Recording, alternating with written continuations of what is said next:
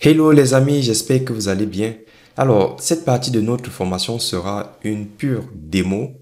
Vous allez juste observer. En fait, nous allons réinstaller un contrôleur de domaine avec Ansible, mais je vais rajouter quelques fonctionnalités. Et je vais aussi vous montrer comment on va entrer une machine cliente dans le nouveau domaine. Je vais rapidement vous présenter mes playbooks. Donc, je les ai préparés en avance. Ça prend du temps. Il faut aussi corriger les syntaxes, etc. Ça prend du temps. Et surtout que nous sommes sur Windows Server. Donc, il y a les mises à jour, il y a les redémarrages. Et c'est pour cette raison que je vous demande vivement, mais vivement, d'aller de temps en temps jeter un coup d'œil sur la documentation officielle pour voir les différents exemples afin de concevoir vos playbooks. C'est comme ça que je fais. Après, il y a un peu de réflexion. Il faut mélanger vos expériences en entreprise et voir comment utiliser ces outils-là par rapport aux expériences que vous avez déjà vécues en entreprise. Si vous n'avez pas eu à installer des contrôleurs de domaine en entreprise, ce n'est pas grave. La formation Windows Server est faite aussi pour ça. Très bien. Alors, pour les playbooks, voilà, j'ai un playbook qui va nous permettre d'intégrer une machine dans le contrôleur de domaine. Mais si on regarde déjà ici, donc 4, 2, ceci. Ok, qu'est-ce que j'ai rajouté? Bon, j'ai changé le nom du DC ici. Dans les prétasques, j'ai rajouté des mises à jour, mais nous n'allons pas faire les mises à jour ensemble. Ensuite, vous avez toute la partie setting de l'adresse IP du DNS sur la carte de réseau. Et ensuite, d'ailleurs, je vais faire une petite modification. Sudo nano, ok.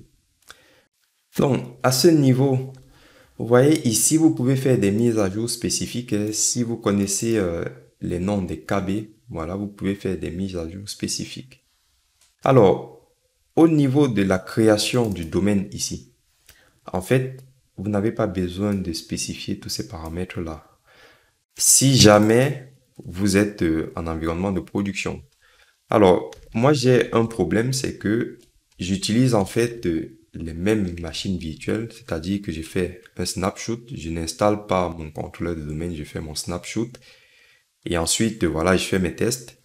Et quand je veux vous faire la formation, je reviens en arrière et je fais l'installation du contrôleur de domaine avec vous. Sauf que, à chaque fois que je fais ça, mon contrôleur, alors, je vais pas dire mon contrôleur, mais plutôt mon nom NetBIOS est enregistré sur la machine. Alors, je ne sais pas où c'est enregistré, mais il s'enregistre. Et du coup, lorsque je fais la démo avec vous, on me dit que ce nom NetBIOS est déjà pris. Je n'ai pas réussi à supprimer cela. Mais voilà, c'est pour cela que j'avais ce problème-là avant. De ce fait, je suis obligé à chaque fois de changer le nom. Par exemple, je peux vous mettre ici, alors j'ai déjà utilisé TMM, donc ça ne marchera plus. Je vais utiliser teach.local. OK. Ensuite, vous avez toute la partie création de l'admin du domaine. Et ici, je vais créer des unités d'organisation. Donc, informatique, dep_info pour département informatique et commercial. Et ensuite, je vais créer des groupes d'utilisateurs, donc informatique, et un groupe qui se nomme dep_info. Donc, voici la nouveauté. Vous connaissez les unités d'organisation et les groupes d'utilisateurs. Donc, voilà, c'est ce que j'ai rajouté. Et du coup, qu'est-ce que je peux rajouter d'autre? Vous avez donc vu que pour incrémenter la création de mes UO, j'ai tout simplement utilisé des loops. J'aurais pu faire la même chose ici pour les groupes, donc j'aurais pu faire exactement pareil. Mais c'est pour vous montrer la flexibilité d'Ansible. Ça veut dire que soit on utilise des loops, soit on peut utiliser uniquement des tâches. Mais pour ne pas surcharger mon playbook, le mieux ce serait d'utiliser des loops. Ok, très bien. Donc ça, j'enregistre. Ensuite, le fichier ini a changé du coup. Sudo nano host.ini. Alors, j'ai rajouté deux machines clientes ici, comme vous pouvez le voir, PC01, PC02, et là j'ai DC01, DC02. J'ai mis toutes ces variables de connexion dans le groupe All qui va donc englober tous les groupes, y compris toutes les machines qui sont dans les différents groupes. C'est tout. Très bien. Après, qu'est-ce que j'ai rajouté d'autre? J'ai créé un nouveau playbook, donc sudo nano add client. Donc, ce playbook va me permettre d'intégrer les machines dans le contrôleur de domaine. Donc ici, j'ai mis une pre-task pour faire la mise à jour sur les machines clientes. Ensuite, pour les tâches, j'aurais pu mettre ça en pre-task, mais ce n'est pas grave. Alors, sur les machines, comme vous le savez, pour ceux qui ont l'habitude d'installer des contrôleurs de domaine et d'intégrer les machines clientes dans le domaine, il faut toujours renseigner l'adresse IP du serveur DNS dans les paramètres de la carte réseau de vos machines hôtes. Ensuite, changer le nom de la machine hôte. Et là, je récupère en fait le nom de la machine hôte avec la variable qui s'appelle inventory underscore hostname. Je vais d'ailleurs faire pareil pour le contrôleur de domaine. Donc, ça me permet ainsi de variabiliser. Ça veut dire que si j'ai plusieurs machines, au lieu à chaque fois de venir mettre le nom de la machine que je souhaite, je crée tout cela dans mon fichier d'inventaire et je récupère juste les noms avec cette variable. Ensuite, je fais mon reboot et voici la tâche qui va me permettre d'intégrer la machine dans le domaine. Alors, par défaut, lorsque vous faites l'intégration d'une machine dans un domaine, on vous demande toujours le login et le mot de passe de l'administrateur. Donc, si l'administrateur est créé, donc là j'ai changé de domaine. On a dit que c'est teach local. Donc, teach. Voilà, le mot de passe, je vous ai mis en clair. Et au niveau des states, vous avez deux. Vous avez domaine ou alors workgroup. Comment vous retrouvez cela?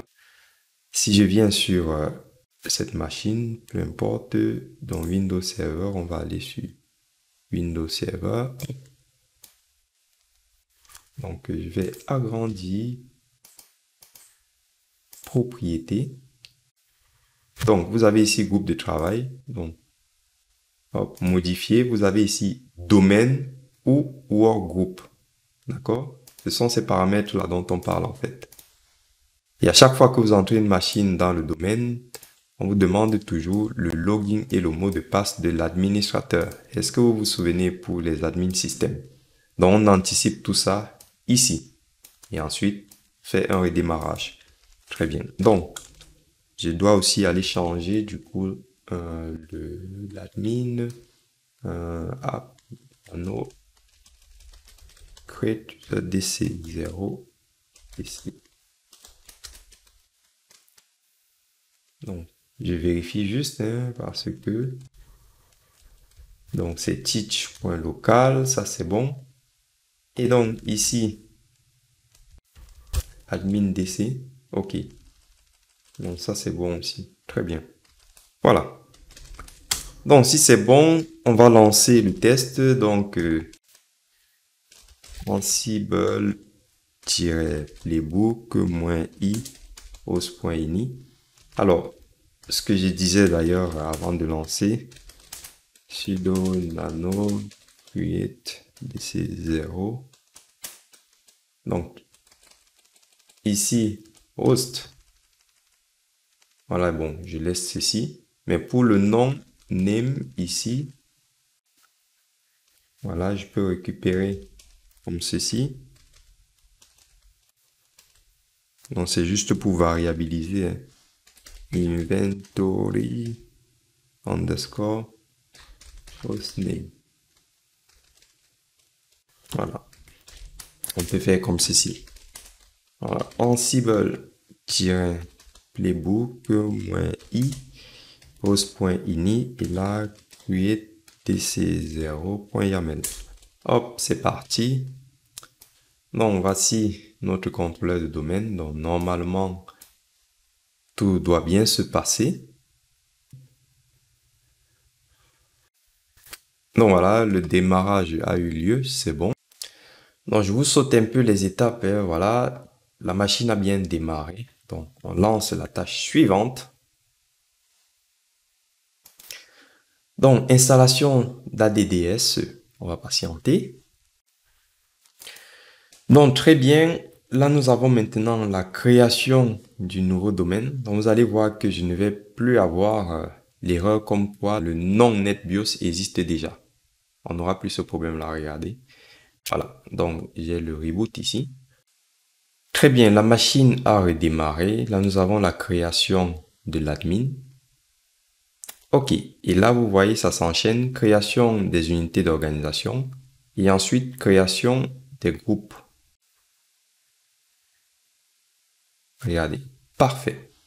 Donc, nous n'avons rien à faire ici. Tout se fait automatiquement. On a juste à se connecter. Hop. Et on va vérifier si tout s'est bien passé. Donc, regardez.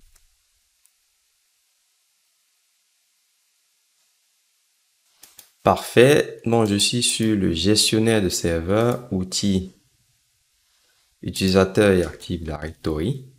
Hop. Donc, nous avons notre forêt ici.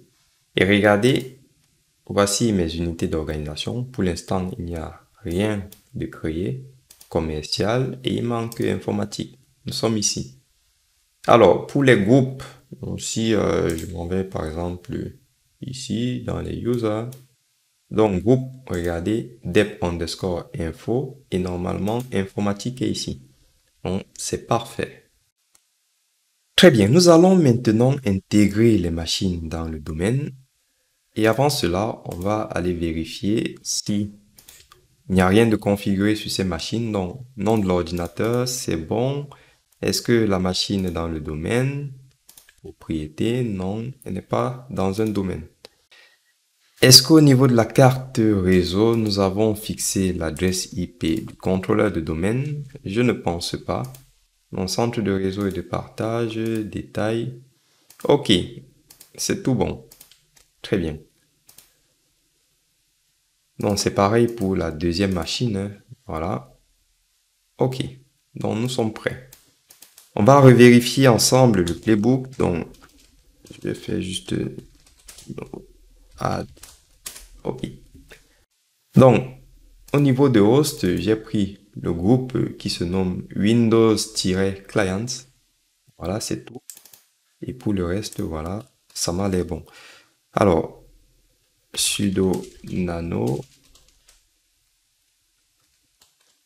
host.ini. Donc, voici le groupe en question.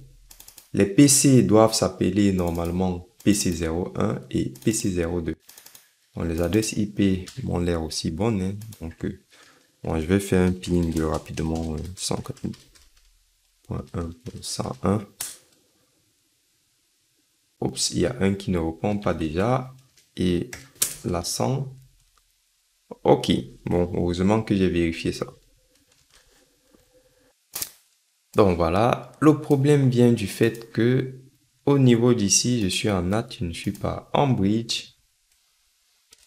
Donc, je me mets en bridge ici, hop, voilà, et c'est pareil. Donc, je me mets en bridge. Ok. Donc, il faut faire tous ces tests-là, malheureusement. Donc, le temps que ça remonte,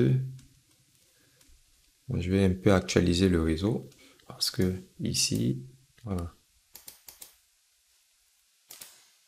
Alors, si pendant vos tests, vous avez des problèmes de connectivité, pensez aussi à désactiver les pare-feux Windows.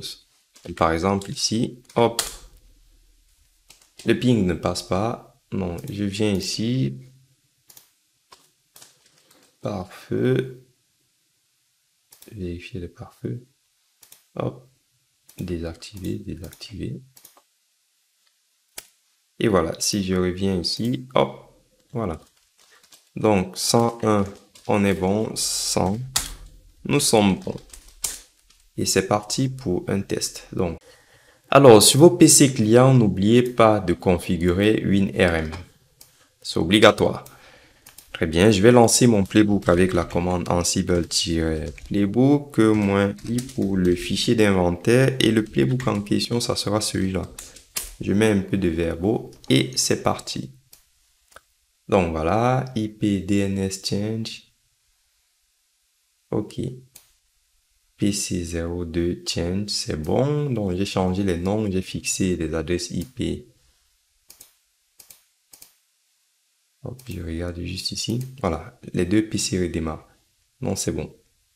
Donc, au niveau des prétasques, nous sommes bons. Donc, changement du nom, vous voyez. Ça, c'était l'ancien nom. Et voici les nouveaux noms. OK. Donc, pour l'instant, ça se passe bien. Très bien. Les machines ont bien redémarré. Donc, on va attendre la prochaine étape. C'est un peu long hein, sur Windows. Donc, voilà la partie qui nous intéresse. Donc, nous sommes en train d'intégrer les machines clientes dans le domaine. Donc, hop. Administrateur. Oups, j'ai oublié quelque chose. J'ai oublié le point ici. Dommage. Bon, nano sudo.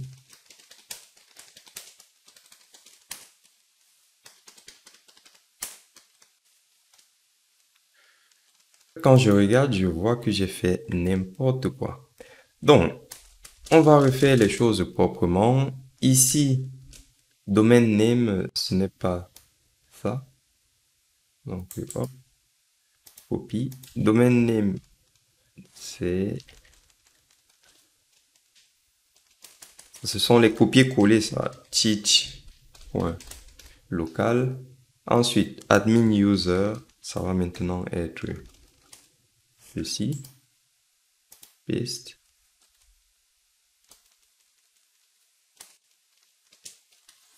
Ensuite, admin password, ça va être bonjour 1, 2, 3 $. Ensuite, qu'est-ce qui va nous rester? Il faut que je corrige aussi ça. Donc, hop, un café. Et ici, je vais enlever cet espace-là. Ok, je pense que ça va être top maintenant.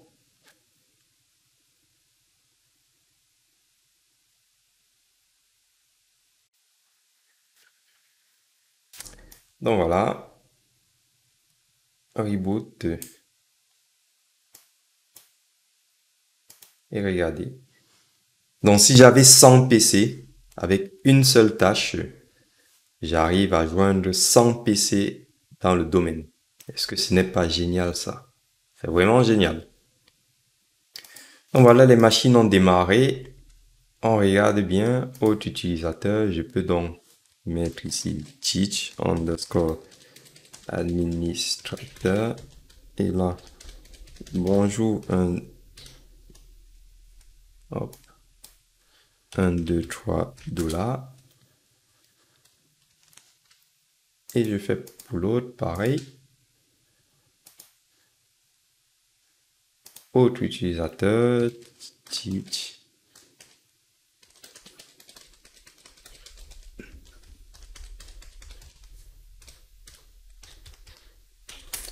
Ok.